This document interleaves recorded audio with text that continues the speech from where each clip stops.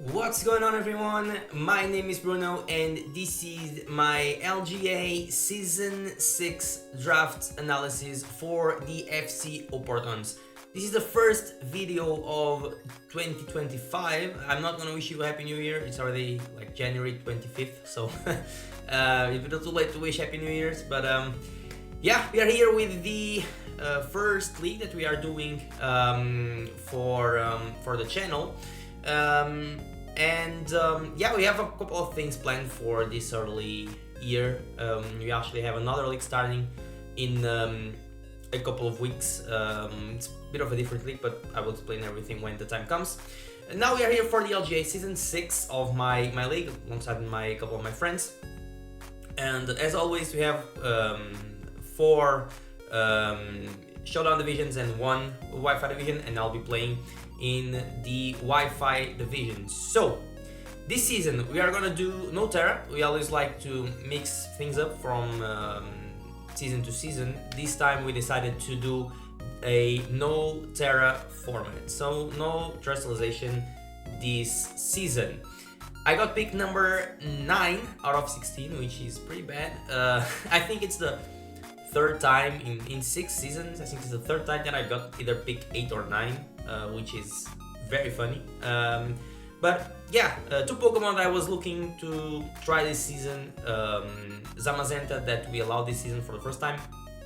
Zamazenta Crown and Gouging Fire. One of the 2 as first pick would be fantastic to try. 2 ones that I really want to try.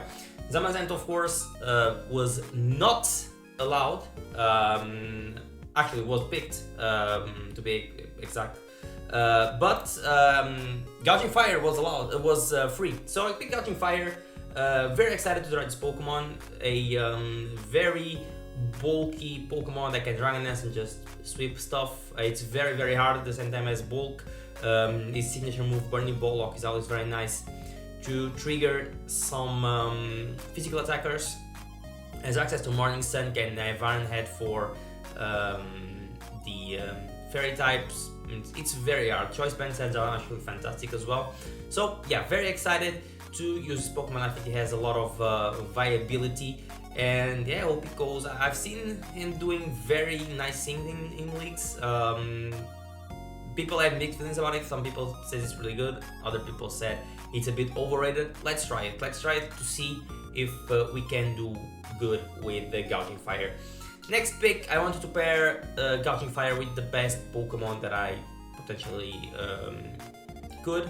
I was looking to one Pokemon exactly, and we actually got it, and that Pokemon is Tinglu. So we are grabbing Tinglu round 2 for pretty much Hazards being a very bulky, annoying Pokemon. So far we have 2 really bulky ones in the Gouging Fire and Tinglu. A bit different, of course. Tinglu can actually hit pretty hard as well. I've seen Choice Band Tinglus or Weakness Policy Tinglu doing stuff in leagues as well. It can also just run Hazards and be a very annoying Pokemon to deal with. The typing is very nice in Ground and Dark. So yeah, I think at this point in Generation 9 we are pretty familiar with the capability of Tinglu, one of the best Pokemon in the format. Next up, I got a Rotom Wash, which I think is a very nice pair with Gouging Fire and Tinglu. Nova was doing Mono Water at this point, so we could figure he likes mono teams, and I wanted to grab my bulky water as soon as possible before it gets sniped. So yeah, Rotom Wash, of course, one of the best bulky water, and just water type in general. I think it's always a top contender to go early drafts, looking at bulky waters. So yeah, I think it pairs really well with Tinglu and the Gouging Fire, so just grab it. I think it's a Pokemon that I'm really familiar with. I really like to use it, so yeah, let's not ignore Nasty Plot Rotom Wash, because it has some nice offensive capabilities, but it's actually a very nice defensive one as well. Next up, the Pokemon that I'm most excited, even more excited to use than Gouging Fire. I finally dropped Petulant. Now, I think Petulant in a non-Tera format, I think it's just in general is very annoying to deal with. In a non-Tera format, when you cannot Tera to deal with this Pokemon, it's going to be even more annoying. One of the most annoying signature moves in Pokemon Malignant Chain. Ability is very annoying as well, with Poison Puppeteer. And another thing that I very much like in this Pokemon is Parting Shot. So very excited. Pokemon can be unkillable if we use it correctly, so I hope I use it well, because I'm very much excited to use this Pokemon. Next up, I needed more speed at this point in the draft. I was a bit worried about my speed tiers because a lot of fast stuff was being taken at this point, so I really wanted to try to grab something faster, and I have decided to grab Kilowattrel. So now, Kilowattrel is a Pokemon that I think I've drafted a lot during this generation. I think it's a very viable speedy mon. I usually don't draft repetitive types.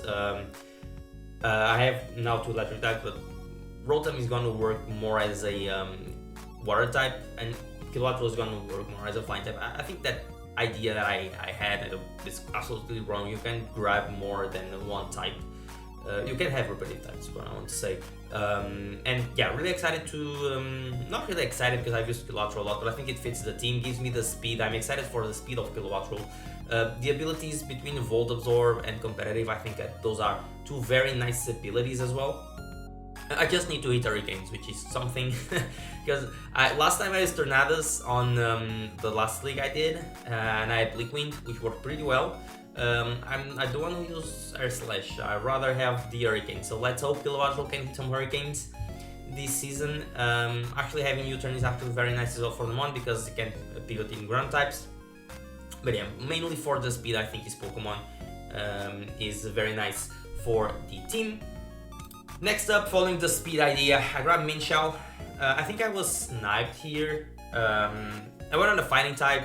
I want something faster. It's not that I think I didn't get sniped, but at this point I didn't have much points to grab things alongside things that were faster but were not that slow than Kilowattrel, because Kilowattrel is 120 something. And the Minchao is 105, so it's a big speed gap. But at this point, it is what it is. We don't have more points, so I think we have to deal with the speed gap. Minchao is very nice, a very nice Scarfer at least, so you can have that.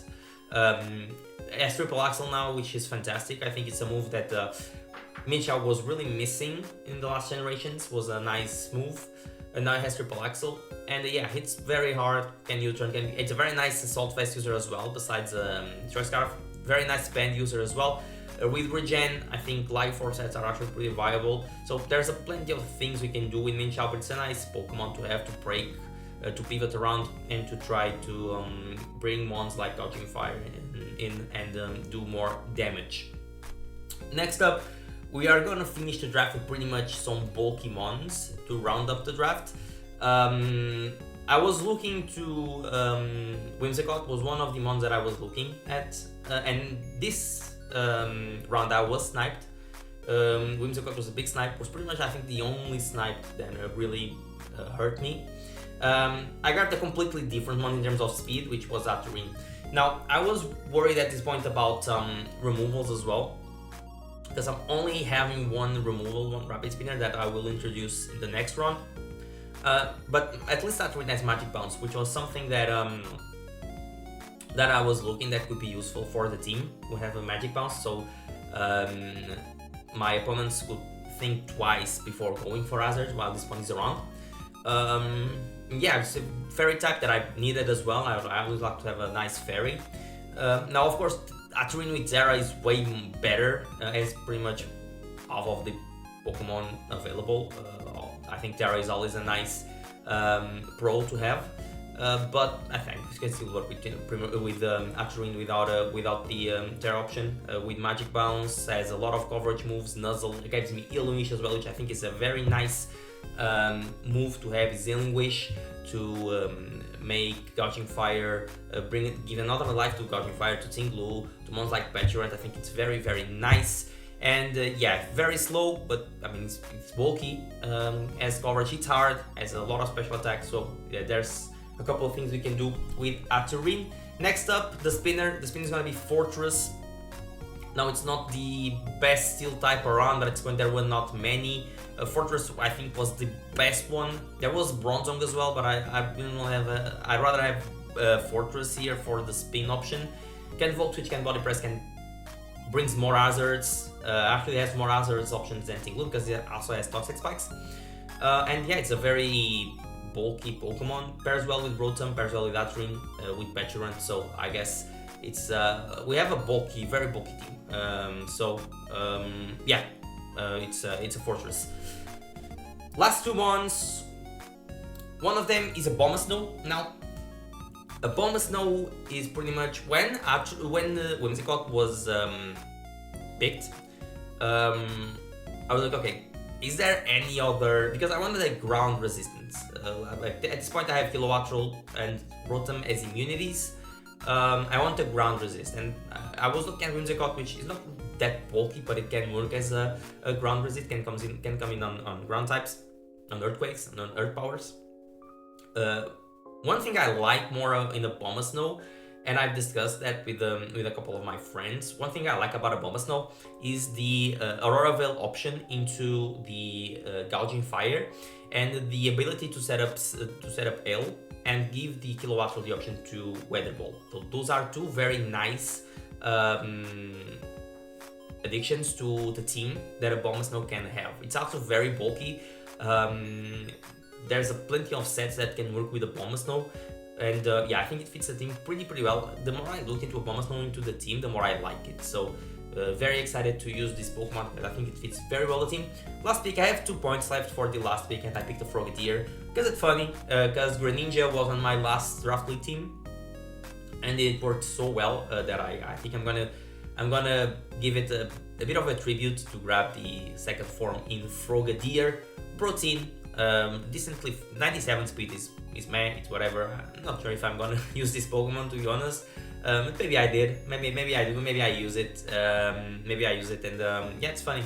I like Frogadier. I drafted a lot in, not a lot, but I drafted a couple of times in Gen 7, not that much in Gen 8, but it's time to use it again. So yeah, let's see if I have some room to use this Pokemon, because I would like to use it, but I'd like to win more. So let's see what this is gonna work.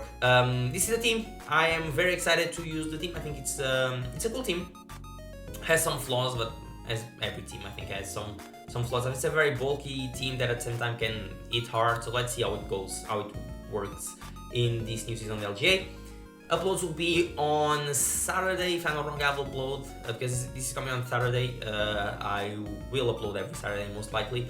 So yeah, if there's any changes, I will next video I will address those changes, but pretty much every Saturday I think we'll have an LGA video. Thank you all for watching. Comment what you think about the team, and yeah, let's have a great start to Draft League in this new year. Thank you all for watching, and I'll see you guys in the next video. So peace, guys.